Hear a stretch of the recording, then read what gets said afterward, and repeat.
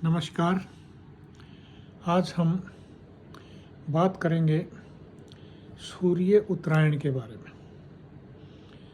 सूर्य उत्तरायण का क्या मतलब है और क्या महत्व है, मैं आपको इसके बारे में बताना चाहता हूँ कि सूर्य जब दक्षिण गोलार्ध से और उत्तरी गोलार्ध की तरफ मूव करते हैं तो उसे सूर्य उत्तरायण कहा जाता है। और ऐसे समय में रातें छोटी होनी शुरू हो जाती हैं और दिन बड़े होने शुरू हो जाते हैं। और दूसरे वे में इस दिन देवताओं का दिन शुरू हो जाता है, यानी देवता लोग जाग जाते हैं, तभी सूर्य उत्तरायण होता है। और ये मकर संक्रांति से शुरू होता है, यानी अब ये 15 जनवरी 2024 से सूर्य उत्तरायण हो चुके हैं। देवताओं का जागरण हो चुका है और इसके साथ साथ ये समय शुभ हो चुका है। तो सूर्य उत्तरायण के समय सूर्य मकर संक्रांति को मकर राशि में प्रवेश करते हैं, धनु राशि से, जो कि वो 15 जनवरी को प्रवेश कर चुके हैं। अब बात यह है कि जब सूर्य देव मकर राशि में प्रवेश कर चुके हैं और सूर्य उत्तरायण हो चुके हैं, कितना शुभ है। खास करके देखिए कि उन राशियों के लिए नंबर 1 सबसे पहले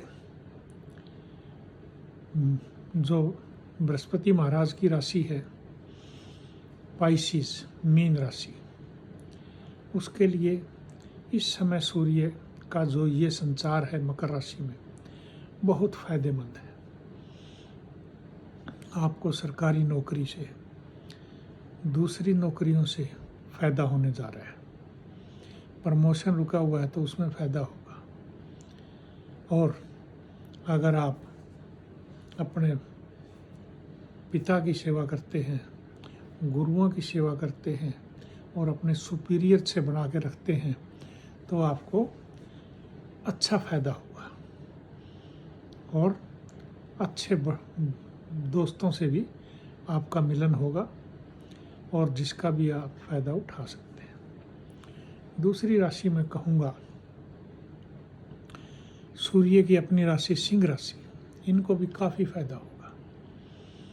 दुश्मनों पे हावी होंगे, कोई कोर्ट कचहरी के केस हैं, कोई सरकारी मुकदमे हैं, कोई सरकार में आपका कोई पेंशन का केस है, कुछ भी कोई किसी तरह का केस चल रहा है परेशानियों का, तो वहाँ आपको निजात मिलेगी, बीमारियों से भी इवन।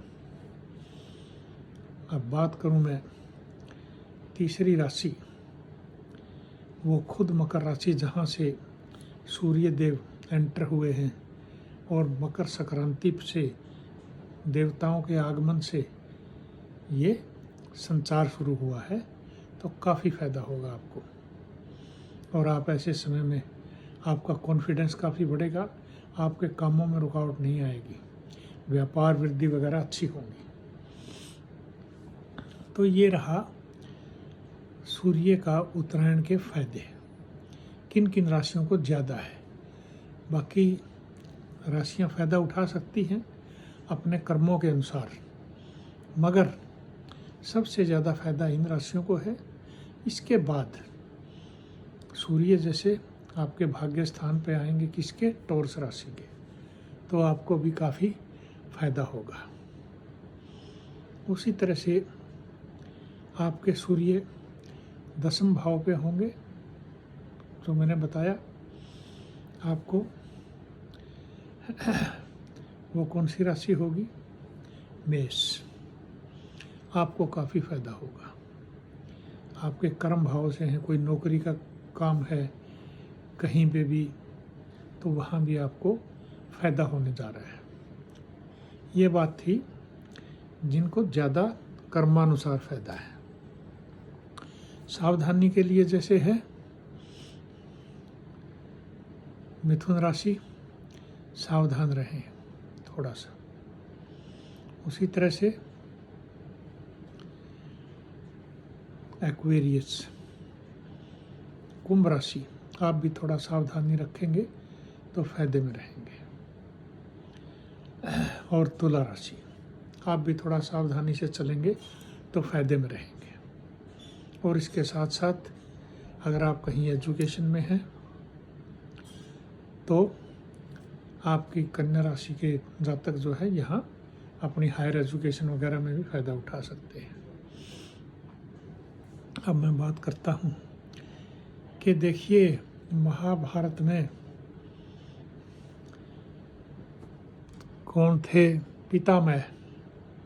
पितामह ने भी जो है सूर्य उत्तरायण का इंतज़ार किया अपना शरीर छोड़ने के लिए। भीष्म पितामह ने, क्यों? क्योंकि उस दिन देवताओं का जागरण होता है। तो ये है सूर्य उत्तरायण का महत्व। इस दिन आप स्नान दान करें। इस दौरान जब ये सूर्य उत्तरायण स्टार्ट हो चुका है और गंगा जल में स्नान नहीं कर सकते तो कुछ गंगा जल घर में रखा हो तो पानी की बाल्टी में डालकर उसका स्नान करें। ये उपाय हैं जिनसे भी आपको फ़ायदा होगा। और तिल का दान, गुड़ का दान, और इसी तरह से आटे का दान और कंबल का दान, सर्दी का मौसम है, आप ऐसे समय में ये दान करें, आपको फ़ायदा होगा अपनी श्रद्धा अनुसार। रोटी पे घी लगा के, गुड़ रख के और उस पर एक चुटकी तिल डाल के गाय को खिलाइए। देवताओं का आशीर्वाद आपको मिलेगा, जो कि देवता जागरण में है, आपको फ़ायदा होगा। सूर्य को जल दें, उसमें कुमकुम डालें, शक्कर डालें और एक चुटकी हल्दी भी डालें, तो आप सूर्य को जल दें, सूर्य उपासना करें, आपको फ़ायदा होगा। आपकी श्रद्धा अनुसार जो आप दान करेंगे नीडीज़ को, तो आपको फ़ायदा होगा। पशुओं को, पक्षियों को जो भी खिलाएंगे, आपको फ़ायदा होगा। तो ये था सूर्य उत्तरायण के बारे में। तो मुझे लगता है कि आप समझ गए होंगे और आप फ़ायदा उठाएं, क्योंकि सूर्य ब्रह्मांड के राजा है और राजा से फ़ायदा उठाएंगे तो आपको अपनी ज़िंदगी में आगे खुशहाली मिलेगी। खुश रहें। नमस्कार।